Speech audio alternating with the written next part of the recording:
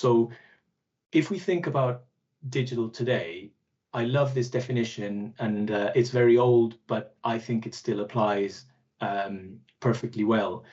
Digital is applying the culture, processes, business models, and technologies of the internet era to respond to people's raised expectations. And I think so far, digital hasn't changed so much in the last 15 years that we've been doing digital transformation, not to kind of apply this same thinking. So I think this is still completely valid, and I just take one example just to illustrate this, which is payments. So if we look at digital around payments, we think, okay, let's start with the raised expectations. So nowadays, probably 15 years ago, it was great to be able to pay online, and you'd be glad you do that. But after that's been achieved, you expect to be able to pay on your mobile. You expect to be able to pay anywhere. You expect nowadays with open banking, you expect to be able to be transferred to your own bank from any interaction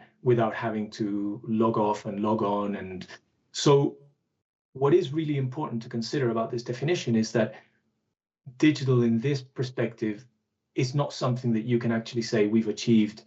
We now have digital services and we're delivering what we need to deliver. You have to constantly be aware of the raised expectations.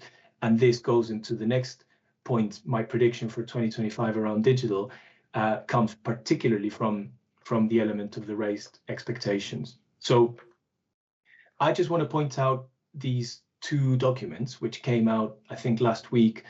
And there's been, for those of you who follow the goings-on of central government, you'll know that the Government Digital Service, GDS, was so influential in terms of driving digital and creating best practice. It was probably the best digital government kind of application in the world a few years ago. But with raised expectations, I think the government now is pushing for a complete reboot of how this is done, to add a lot more energy and actually use digital to try and claw back some of those 45 billion pounds of productivity savings that they're planning to tackle.